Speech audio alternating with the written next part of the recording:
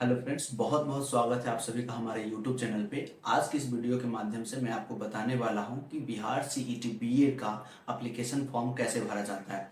इस वीडियो में आपको इस फॉर्म का प्रोसेस जो है शुरू से लेकर के अंत तक बताने वाला हूं। और इस प्रोसेस को शुरू करने से पहले मैं आपको बताऊंगा कि इस फॉर्म को भरने के लिए क्या एलिजिबिलिटी क्राइटेरिया है, इसमें कौन से डॉक्यूमेंट्स लगने वाले हैं, फॉर्म का स्टार्ट डेट कब है और लास्ट डेट कब है। ये सारी जानकारी मैं आपको शुरू से लेकर के अंत तक बताने वाला हूं। तो बने रहें इस वीडियो में, शुरू से लेकर के अंत तक जरूर देखें ताकि आपको हर एक स्टेप क्लियरली समझ में आए। तो आपको सबसे पहले Bihar BEd combined entrance test के ऑफिशियली पोर्टल पर आना होगा, जिसका लिंक मैं अपने वीडियो के डिस्क्रिप्शन बॉक्स में दे दूंगा। आप वहां से जाकर के डायरेक्टली इस पेज पर आ सकते हैं। ऊपर की तरफ स्क्रॉल करने पर आप यहां पर देख सकते हैं कि इसके एग्जाम के संबंधित कुछ इंपॉर्टेंट डेट्स दिए हुए हैं, जिसका जो है ऑनलाइन फॉर्म भरने का जो डेट है 27/4/2026 से 18/5/2026 तक दिया हुआ है। अगर कोई कैंडिडेट इस डेट रेंज में अगर अपना फॉर्म फिलअप नहीं कर पाता है तो उसको 500 रुपये का अतिरिक्त शुल्क दे करके वह 19/5/2026 से 21/5/2026 तक उसको ये फॉर्म फिलअप करने के लिए मौका दिया जा सकता है। उसके बाद जो है कि अगर आपके फॉर्म में किसी प्रकार की त्रुटि हो गया है तो आप अपना फॉर्म जो है 22/5/2026 से लेकर 23/5/2026 तक अपने फॉर्म को सुधार कर सकते हैं। यहाँ पर आपका जो है एडमिट कार्ड इशू करने का जो डेट है 1/6/2026 को दिया गया हुआ है। उसके बाद यहाँ पर एग्जामिनेशन टेस्ट है, आपका जिस भी सिटी में आपका एग्जाम होगा वह जो होगा सो 7/6/2026 को होगा। उसके बाद जो आंसर शीट जो अपलोड किया जाएगा वो जो है 8/6/2026 को किया जाएगा। उसके बाद आपने यदि एग्जाम दिया, उसमें किसी प्रकार का आपको लगा कि ये क्वेश्चन मिसिंग है, गलत क्वेश्चन है या इसका ऑप्शन गलत है, तो आप उसको 9/6/2026 से 10/6/2026 तक क्लेम कर सकते हैं। उसके बाद है जो फाइनल रिजल्ट डिक्लेयर डेट है वो दिया गया हुआ है 19/6/2026 तक। अब बात कर लेते हैं एजुकेशनल एलिजिबिलिटी की, यानी कि इस फॉर्म को भरने के लिए कैंडिडेट का योग्यता क्या होना चाहिए इसके बारे में। तो यहाँ पर दो कोर्स है, बीएड और दूसरा शिक्षा शास्त्र। हम इसमें बीएड के बारे में बताने वाले हैं। बीएड जो कि 2 साल का एक टीचर ट्रेनिंग कोर्स होता है। वैसा कैंडिडेट जिन्होंने स्नातक यानी कि ग्रेजुएशन 10+2+3 यानी कि 10th और इंटर और ग्रेजुएशन जो कि 3 साल का होता है, इस सिस्टम से या विज्ञान, सामाजिक विज्ञान, मानविकी, वाणिज्य से उत्तीर्ण स्नातकोत्तर यानी कि एमए में न्यूनतम 50% अंक प्राप्त किया हो। मतलब कि ग्रेजुएशन में या एमए में उसने 50% अंक प्राप्त किया है तो वह जो है बीएड के लिए एलिजिबल है। या विज्ञान एवं गणित में विशेषज्ञता के साथ इंजीनियरिंग यानी कि बी बैचलर ऑफ इंजीनियरिंग या प्रौद्योगिकी स्नातक यानी कि बैचलर इन टेक्नोलॉजी में कम से कम 55% अंक प्राप्त किया हो या इसके इक्विवेलेंट कोई भी अगर योग्यता धारण किया है तो वो कैंडिडेट जो है बीएड के लिए एलिजिबल होगा। यहाँ पर आप शिक्षा शास्त्र के तहत इस फॉर्म को फिलअप करना चाहते हैं तो आपको इस एलिजिबिलिटी को पढ़ लेना चाहिए, आपको समझ में आ जाएगा। तो चलिए ऑनलाइन फॉर्म को जो है स्टेप बाय स्टेप फिलअप करना शुरू करते हैं। तो आपको थोड़ा सा और ऊपर की ओर स्क्रॉल करना होगा, तो आप यहाँ पर देख सकते हैं क्विक लिंक्स में ऑनलाइन एप्लीकेशन, आपको यहाँ पर क्लिक करना होगा। क्लिक करने के बाद यहाँ पर कुछ इस प्रकार से इंटरफेस खुलेगा। उसके बाद यहाँ पर आपको न्यू रजिस्ट्रेशन देखने को मिलेगा, आपको न्यू रजिस्ट्रेशन पर क्लिक करना होगा। क्लिक करने के बाद यहाँ पर आपका रजिस्ट्रेशन फॉर्म खुल जाएगा। यहाँ पर आपको देखने को मिल जाएगा नेम ऑफ एप्लीकेंट, यानी कि आपका जो भी नाम है आपको उसमें अपना नाम फिलअप करना होगा। यहाँ पर जैसे देख सकते हैं फर्स्ट नेम, मिडिल नेम और लास्ट नेम। अगर किसी कैंडिडेट का राम उपाध्याय मिश्रा है तो यहाँ पर राम उपाध्याय और मिश्रा लिखना होगा। अगर किसी कैंडिडेट का नाम में सिर्फ फर्स्ट नेम और लास्ट नेम है तो वह मिडिल नेम को छोड़ करके सिर्फ फर्स्ट नेम और लास्ट नेम लिखेगा। जैसे मैं यहाँ पर एक कैंडिडेट का नाम लिखता हूँ, आप यहाँ पर देख सकते हैं कि इस कैंडिडेट का जो है फर्स्ट नेम और लास्ट नेम था, यहाँ पर मिडिल नेम नहीं था तो हमने इसे छोड़ दिया है। उसके बाद बात करते हैं डेट ऑफ बर्थ की। तो डेट ऑफ बर्थ डालने के लिए सबसे पहले आपको जो है इस बॉक्स में क्लिक करना होगा और आपका जो भी डेट ऑफ बर्थ है उस डेट ऑफ बर्थ को यहाँ पर सेलेक्ट करना होगा। सेलेक्ट करने के लिए सबसे पहले आपको यहाँ पर ईयर सेलेक्ट करना होगा, जो भी ईयर आपका होगा ईयर सेलेक्ट कर लेना होगा। उसके बाद यहाँ पर आपका मंथ सेलेक्ट करना होगा। उसके बाद आपका जन्म जिस भी डेट को हुआ रहेगा उस डेट को आपको यहाँ पर सिलेक्ट करना होगा। सेलेक्ट करने के बाद यहाँ पर आपका जेंडर का ऑप्शन है, इसमें आप सिलेक्ट करेंगे तो यहाँ पर आपको मेल, फीमेल और अदर होगा। आपका जो भी जेंडर होगा आपको यहाँ पर सिलेक्ट करना होगा। यहाँ पर ध्यान देने वाली बात यह है कि आप जो भी डिटेल्स यहाँ पर डाल रहे हैं सब के सब मैट्रिकुलेशन सर्टिफिकेट से मिलना चाहिए। आप यानी कि आपके 10th के मार्कशीट में जो डिटेल्स है, अपना नाम, डेट ऑफ बर्थ और फादर्स नेम और मदर्स नेम जो भी है, सब के सब मैट्रिकुलेशन सर्टिफिकेट से मैच होना चाहिए। उसके बाद यहाँ पर देख सकते हैं फादर्स नेम, आपके मैट्रिकुलेशन सर्टिफिकेट में जो भी फादर्स नेम लिखा हुआ है, जिस तरह से लिखा हुआ है आपको यहाँ पर फादर्स नेम लिखना होगा। उसके बाद है मदर्स नेम, उसके बाद है ईमेल आईडी। आप जो भी ईमेल आईडी आप यहाँ पर डालेंगे वो वैलिड होना चाहिए और किसी दूसरे कैंडिडेट के इस रजिस्ट्रेशन फॉर्म में नहीं दिया गया हुआ होना चाहिए। इस पर आपको एक ओटीपी भेजा जाएगा, उस ओटीपी का कोड जो इसमें डाल करके इस ईमेल आईडी को वेरीफाई करना होगा। इस तरह से ईमेल आईडी डालने के बाद आपको यहाँ पर सेंड ओटीपी टू वेरीफाई पर क्लिक करना होगा। जैसे इस पर क्लिक करेंगे यहाँ पर आपको एक बॉक्स दे दिया जाएगा कि आपने जो एक ईमेल प्राप्त किया उसमें एक वेरिफिकेशन कोड होगा, उसको यहाँ डाल करके सबमिट ओटीपी पर क्लिक करें। अगर आपको ईमेल आईडी अगर नहीं प्राप्त होता है तो यहाँ पर लिखा हुआ है कि आप अपने जंक या स्पैम फोल्डर में चेक करें। तो हमने अपना ये कोड जो है स्पैम फोल्डर में पाया है। आप भी अपना वेरिफिकेशन कोड ईमेल के हर एक ऑप्शन में चेक करें, यदि नहीं मिलता है तो स्पैम या जंक फोल्डर में चेक कर जरूर करें। तो इस तरह से कोड डालने के बाद आपको सबमिट ओटीपी पर क्लिक करना होगा। यहाँ पर ये अगर कोड आपने सही डाला है तो ये सक्सेसफुली वेरीफाई हो जाएगा। उसके बाद यहाँ पर आपको एक क्रिएट पासवर्ड करना है। पासवर्ड जो है 8 से 20 कैरेक्टर का होना चाहिए, मतलब मिनिमम लेंथ जो है 8 होना चाहिए और मैक्सिमम लेंथ जो है 20 होना चाहिए। तो आप मिनिमम 8 लेंथ पर आप सेट कर सकते हैं, जो कि मैं आपको एग्जाम्पल के तौर पर एक पासवर्ड बता देता हूँ। और जो भी पासवर्ड आप इस बॉक्स में क्रिएट करेंगे सेम टू सेम इस कन्फर्मेशन बॉक्स में आपको लिखना पड़ेगा। तो पासवर्ड सेट करने का यहाँ पर एक हिंट्स दिया हुआ है कि आप जो भी पासवर्ड बना रहे हैं कम से कम उसमें एक लेटर होना चाहिए, एक नंबर होना चाहिए और एक स्पेशल कैरेक्टर होना ही चाहिए। तो जैसा कि आप यहाँ पर देख सकते हैं कि कुछ इस हिसाब से आप यहाँ पर अपना पासवर्ड क्रिएट कर सकते हैं। आपका पासवर्ड जो है कुछ इसी फॉर्मेट में होना चाहिए। उसके बाद बात करते हैं कि कंट्री कोड जो कि +91 इंडिया का रहने वाला है। आपका जो भी एक्टिव मोबाइल नंबर है उस मोबाइल नंबर को आप यहाँ पर फिलअप करेंगे। मोबाइल नंबर फिलअप करने के बाद आप यहाँ पर देख सकते हैं कैप्चा। इस इमेज में जो लेटर्स दिख रहा है उस लेटर को सेम टू सेम इसमें आपको फिलअप करना होगा। अगर इसमें कुछ समझ में नहीं आ रहा है, अगर कोई लेटर में देखने में प्रॉब्लम हो रहा है तो आपको यहाँ पर क्लिक करना होगा। क्लिक करने के बाद आप यहाँ पर देख सकते हैं कि अब ये जो है लेटर साफ साफ दिख रहा है। अब मैं इसे इसमें डालने वाला हूँ। एंटर करने के बाद आपको यहाँ पर साइन अप पर क्लिक करना होगा। जैसे यहाँ पर क्लिक करेंगे तो आपको यहाँ पर रजिस्ट्रेशन जो डिटेल्स आपने डाला है वो कंफर्मेशन के लिए आ जाएगा और बताया जा रहा है कि please check all the details before confirming. तो कंफर्म करने से पहले एक बार डिटेल्स को जरूर मिला ले कि आपने जो भी डिटेल्स डाला है सब सही है या नहीं। चेक करने के बाद अगर किसी प्रकार की प्रॉब्लम है तो आपको यहाँ पर चेंज पर जा करके इसको एडिट करना होगा। अगर सब कुछ सही है तो आपको यहाँ पर कंफर्म पर क्लिक करना होगा। क्लिक करने के बाद आपको रजिस्ट्रेशन सक्सेसफुल का मैसेज आ जाएगा और फिर आपको अपना ईमेल का जो है मैसेज चेक करना होगा। अगर नॉर्मली मैसेज में अगर नहीं मिल पाता है तो उसके स्पैम फोल्डर में या जंक फोल्डर में जा करके आपको अपना ईमेल चेक करना होगा। तो ईमेल में चेक करने के बाद यहाँ पर मुझे स्पैम में यह मैसेज मिल गया है कि मेरा जो है रजिस्ट्रेशन सक्सेसफुल हो गया। उसके बाद यहाँ पर बैक टू होम पेज पर क्लिक करना होगा। क्लिक करने के बाद यहाँ पर आपको अब साइन इन पर क्लिक करना होगा। क्लिक करने के बाद आपने जिस ईमेल आईडी से अपना रजिस्ट्रेशन फॉर्म फिलअप किया था उस ईमेल आईडी को इस बॉक्स में डालना होगा और आपने जो पासवर्ड क्रिएट किया था उस पासवर्ड को यहाँ पर आपको एंटर करना होगा। अगर आप चाहते हैं कि आपका ये ब्राउजर आपके पासवर्ड को याद रखे तो आप इस चेक बॉक्स को क्लिक कर दें, फिर उसके बाद सबमिट पर क्लिक करें। सबमिट पर क्लिक करने के बाद आपका प्रोफाइल का डैशबोर्ड कुछ इस प्रकार से दिख जाएगा। अब आपको यहाँ पर माई एप्लीकेशन पर क्लिक करना होगा। क्लिक करने के बाद आपको यहाँ पर दिख जाएगा माई एप्लीकेशन। अब आपका यहाँ पर एप्लीकेशन फॉर्म फिलअप होना चालू हो गया है।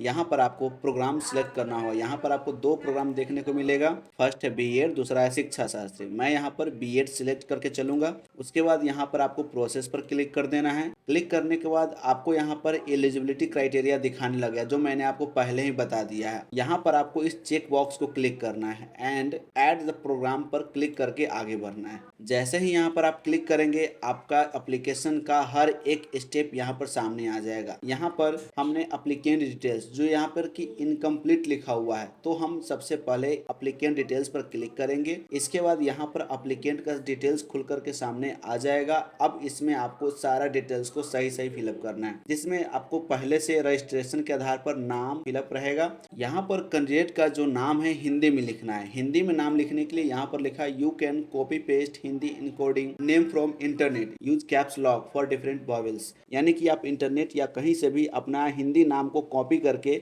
आप इस बॉक्स में पेस्ट कर सकते हैं। तो हिंदी हिंदी में टाइप करने के लिए आप दूसरे टैब में आ जाएंगे और यहाँ पर आपको लिखना है इंडिया टाइपिंग। अब जो आपके सामने जो फर्स्ट वेबसाइट होगा उसको आपको क्लिक करना होगा। ये खुलने के बाद आप यहाँ पर देख सकते हैं कि यहाँ पर हिंदी टाइपिंग लिखा हुआ है। इस पर जैसे ही क्लिक करेंगे सामने जो है आपको एक बॉक्स खुल करके आएगा। अब आप यहाँ पर अपना नाम इंग्लिश में लिखेंगे और स्पेस बटन को प्रेस करेंगे। इस तरह से आपका नाम जो है हिंदी में यहाँ पर आपको दिख जाएगा। फिर आपको अगर अगला नाम लिखना है तो यहाँ पर फिर से आप उसको लिख करके स्पेस जैसे ही प्रेस करेंगे आपको यहाँ पर नाम देखने को मिल जाएगा। हमने कॉपी कर लिया और फिर उसके बाद हम जा करके इस वाले बॉक्स में हम कंट्रोल वी की मदद से हम पेस्ट कर देंगे। आप यहाँ पर देख सकते हैं कि कैंडिडेट का जो नाम है हिंदी में यहाँ पर अच्छे से फिलअप हो गया। उसके बाद यहाँ पर फादर्स नेम और मदर्स नेम जो हमने रजिस्ट्रेशन फॉर्म में फिलअप कर रखा था ऑलरेडी उसके हिसाब से यहाँ पर फिलअप है। उसके बाद यहाँ पर स्टेट ऑफ डोमिसाइल, यहाँ पर दो ऑप्शन बिहार और अदर। अगर कैंडिडेट बिहार से है तो बिहार, या दूसरे किसी अदर स्टेट से है बिहार के अलावा तो उसकी स्थिति में आपको अदर पर क्लिक करना होगा। मैं यहाँ पर बिहार पर क्लिक करता हूँ। उसके बाद है नेशनलिटी जो कि इंडियन में सेलेक्ट करता हूँ। अब यहाँ पर है कैटेगरी। कैटेगरी में यहाँ पर लिखा हुआ है caste category must be in father's name, मतलब कि आपका जो कास्ट कैटेगरी है नाम तो आप ही का रहेगा मगर आपके पिता के नाम से आपका जाति प्रूफ होना चाहिए। तो यहाँ पर आपको जो भी आपका कास्ट कैटेगरी है वो आपको सिलेक्ट करना पड़ेगा। इसमें से आप देख लेंगे अनरिजर्व्ड है, एससी है, ईडब्ल्यूएस है, एसटी है, ईबीसी है और बीसी है। आप अपने कास्ट कैटेगरी के हिसाब से आप इसको सिलेक्शन करेंगे। उसके बाद है बिलोंग्स टू, क्रीमी लेयर और नॉन क्रीमी लेयर। ये ईबीसी या बीसी की स्थिति में आता है। ध्यान रखें कि ये बिलोंग्स टू जो है क्रीमी लेयर और नॉन क्रीमी लेयर, आप यदि ईबीसी या बीसी सेलेक्ट करेंगे कास्ट कैटेगरी तो ही आपका आएगा। जैसे ही मैं दूसरा सेलेक्ट करता हूँ तो वो ऑप्शन जो है साइड हो जाता है। तो इस स्थिति में मैं बताता हूं आपको, यदि आप ईबीसी अर्थात BC1 है, ईबीसी को BC1 कहते हैं और BC2 को डायरेक्ट हम BC कहते हैं। तो यदि आप BC या ईबीसी से बिलोंग करते हैं तो यहाँ पर आपको एक अदर ऑप्शन को फिलअप करना होगा जो कि क्रीमी लेयर है और नॉन क्रीमी लेयर है। क्रीमी लेयर का मतलब वह BC1 या BC2 जिसका एनुअली इनकम 8 लाख से प्लस होता है, और भी बहुत सारा उसमें कुछ होता है। अगर आपका एनुअली इनकम 8 लाख से प्लस है तो आपका क्रीमी लेयर कैटेगरी में चला जाएगा, अन्यथा आप नॉन क्रीमी लेयर पर क्लिक करेंगे। उसके बाद यहाँ पर दिव्यांग, यदि कैंडिडेट दिव्यांग है तो यस, अन्यथा नो पर क्लिक करेंगे। डेट ऑफ बर्थ जो कि रजिस्ट्रेशन के टाइम से फिलअप है और जेंडर भी। यहाँ पर पूछा जा रहा है do you belongs to EX service man family, यानी कि आप उस फैमिली से बिलोंग करते जिसमें कोई पूर्व में सैनिक या सेनावृत्त में रहा हो। यदि हाँ तो यस पर क्लिक करेंगे, नहीं तो नो पर क्लिक करेंगे। Do you belongs to minority, यानी कि अगर आप अल्पसंख्यक है तो यस, नहीं तो नो पर क्लिक करेंगे। आइडेंटिफिकेशन टाइप, यहाँ पर आपको एक पहचान के तौर पर एक प्रूफ देना है जो कि पासपोर्ट आप दे सकते हैं, पैन कार्ड है, वोटर ID कार्ड है, आधार कार्ड है, ड्राइव लाइसेंस है। इसमें आपके पास जो भी आइडेंटिफिकेशन प्रूफ है उसको आप सेलेक्ट करेंगे। उसके बाद यहाँ पर देखेंगे identification number, last 4 alpha numeric digits, मतलब आधार कार्ड अगर आपने डाला है तो उसके अंतिम का जो 4 डिजिट जो है इसमें आपको डालना है। यदि आपने पासपोर्ट सेलेक्ट किया है तो पासपोर्ट के अंतिम 4 जो भी लेटर या डिजिट होगा आपको यह डालना होगा। तो ध्यान रखें इस बात का। मैं यहाँ पर आधार नंबर सेलेक्ट करता हूँ और यहाँ पर मैं अपने आधार कार्ड का अंतिम 4 डिजिट यहाँ पर डालता हूँ। अब उसके बाद है मैरिटल स्टेटस, यानी कि कैंडिडेट की अगर शादी हो गई है तो मैरिड और नहीं हुई तो अनमैरिड। उसके बाद है परमानेंट एड्रेस, यानी कि कैंडिडेट का माता पिता का घर जहाँ भी है वहाँ का फुल एड्रेस यहाँ पर लिखना है। जैसे हाउस नंबर हो गया, लैंडमार्क यानी घर के आसपास कोई ऐसा पहचान मार्क है जिसको बता करके उस जगह को लोकेट किया जा सकता है। उसके बाद है टाउन मोहल्ला यानी कि विलेज। उसके बाद है पोस्ट ऑफिस। उसके बाद है स्टेट जो कि ऑलरेडी बिहार सिलेक्टेड रहेगा।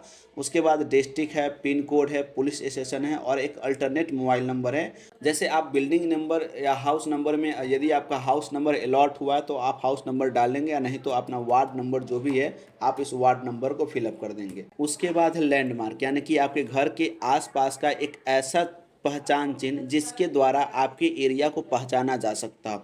वैसे ये ऑप्शनल है, आप इसे छोड़ करके भी आगे बढ़ सकते हैं। उसके बाद है टाउन मोहल्ला या विलेज, अपने विलेज का नाम लिखेंगे।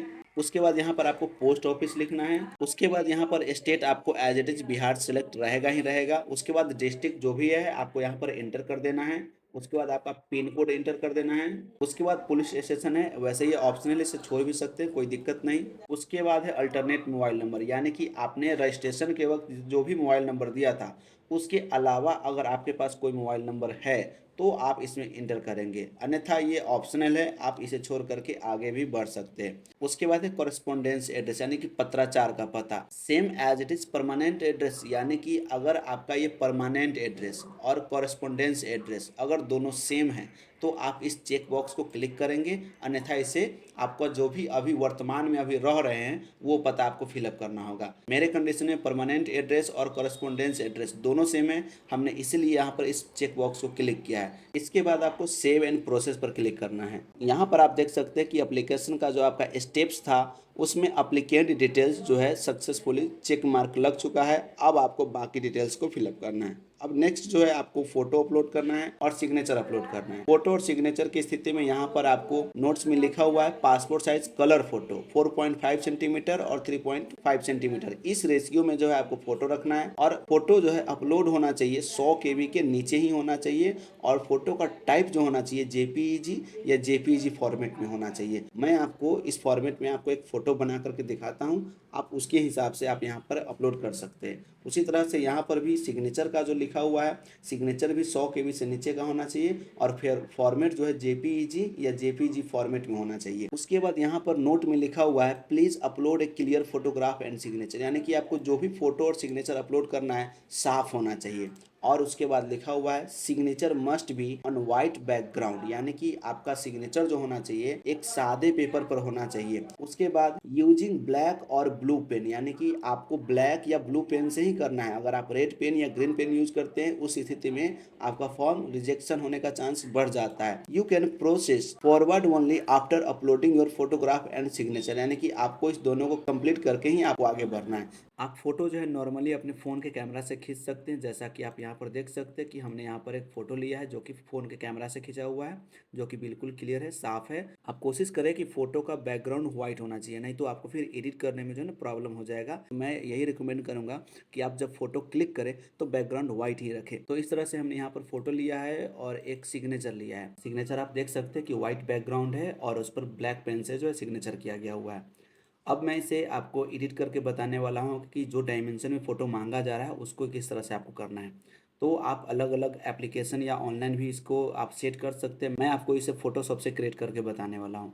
आप यहाँ पर देख सकते हैं कि हमने फ़ोटो और सिग्नेचर जो है फ़ोटोशॉप में खोल लिया है। अब इसे जो है पासपोर्ट साइज़ है, मैं इसे क्रॉप करने वाला हूँ। क्रॉप टूल का यूज़ करके मैं इसे क्रॉप कर लेता हूँ एक स्टैंडर्ड साइज़ में जो पासपोर्ट साइज़ होता है।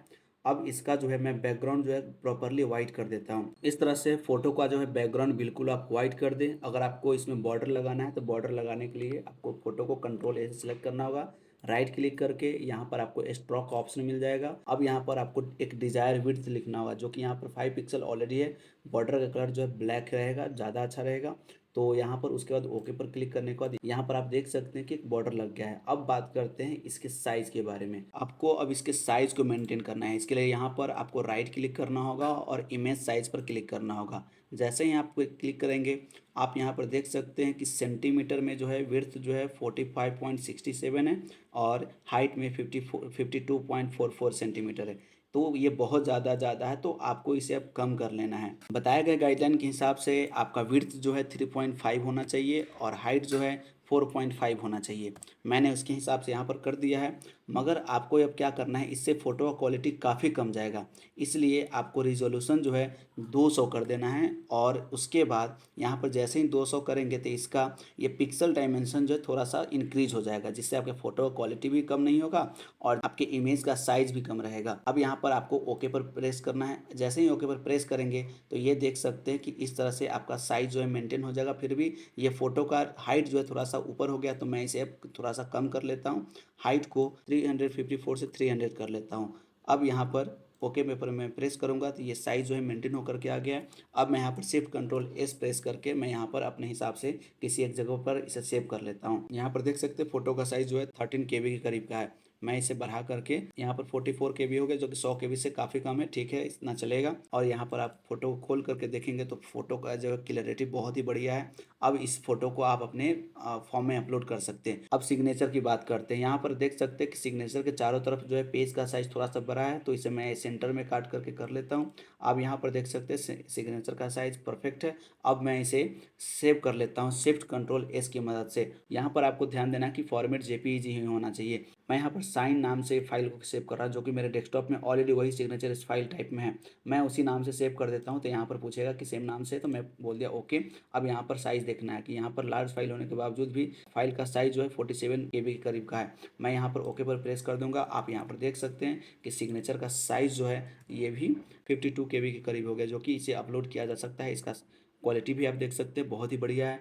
आप इस तरह से अपने फ़ोटो और सिग्नेचर को अपने फॉर्म में अपलोड कर सकते हैं। अपलोड करने के लिए आपको यहाँ पर चूज़ फाइल पर क्लिक करना होगा। आपने जहाँ भी अपना फ़ोटो रख रखा है वहाँ पर जा करके आप इसे अपलोड कर देंगे। अपलोड करने के लिए उस फोटो पर डबल क्लिक करना होगा। यहाँ पर आप देख सकते हैं उस फोटो का जो फाइल है यहाँ पर ब्राउज हो गया है। मैं यहाँ पर अब सिंपली अपलोड फोटो पर क्लिक कर देता हूँ। जैसे ही करेंगे आप अपलोड, यहाँ पर देख सकते हैं कि वो फोटो यहाँ पर आ गया। सेम प्रोसेस से आपको सिग्नेचर को भी अपलोड कर देना है। यहाँ पर आप डबल क्लिक करेंगे और यहाँ पर अपलोड सिग्नेचर पर क्लिक करेंगे। यहाँ पर आप देख सकते हैं एकदम बॉक्स में जो है सिग्नेचर आ चुका है। अगर आपको फोटो और सिग्नेचर अपलोड करने में किसी प्रकार की कठिनाई होता है तो आप मुझे कमेंट बॉक्स में बताएं, मैं आपको हेल्प करूंगा। अब यहाँ पर आपको सेव एंड प्रोसेस पर क्लिक करना होगा। फोटो सक्सेसफुली अपलोड होने के बाद आपको कुछ इस तरह से आपको इस पर ग्रीन टिक देखने को मिल जाएगा। उसके बाद है एजुकेशनल डिटेल्स। अब यहाँ पर आपको 10th का, 12th का और ग्रेजुएशन का और पोस्ट ग्रेजुएशन का डिटेल्स देना है। यहाँ पर पोस्ट ग्रेजुएशन का जो डिटेल्स है ऑप्शनल है, इसे आप छोड़ करके भी आगे बढ़ सकते हैं। आपको 10th के डिटेल्स देने के लिए यहाँ पर आपको बोर्ड का नाम चुनना होगा कि आपने 10th किस बोर्ड से किया है। तो इसमें काफ़ी सारा बोर्ड है,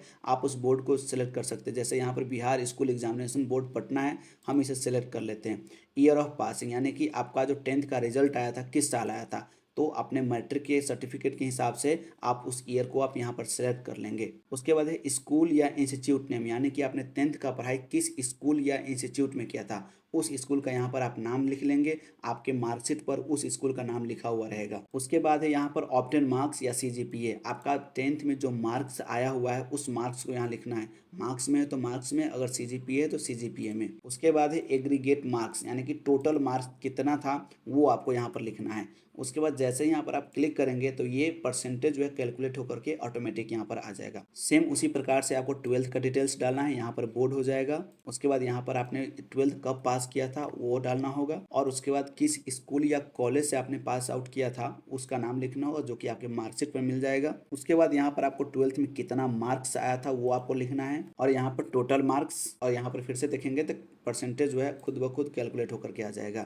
उसके बाद यहाँ पर ग्रेजुएशन में नेम ऑफ एग्जामिनेशन में आपको लिखना है यहाँ पर कि क्या आपने किया था, कौन सा आपका स्ट्रीम था, BA, BSc, BCom, BA जो भी हो आप यहाँ पर सेलेक्ट कर सकते हैं। उसके बाद है बोर्ड, यहाँ पर काफ़ी सारे बोर्ड का ऑप्शन आ जाएगा ग्रेजुएशन का, तो आप वहाँ से सेलेक्ट कर सकते हैं। उसके बाद पासिंग ईयर, कब आपका पासिंग ईयर था।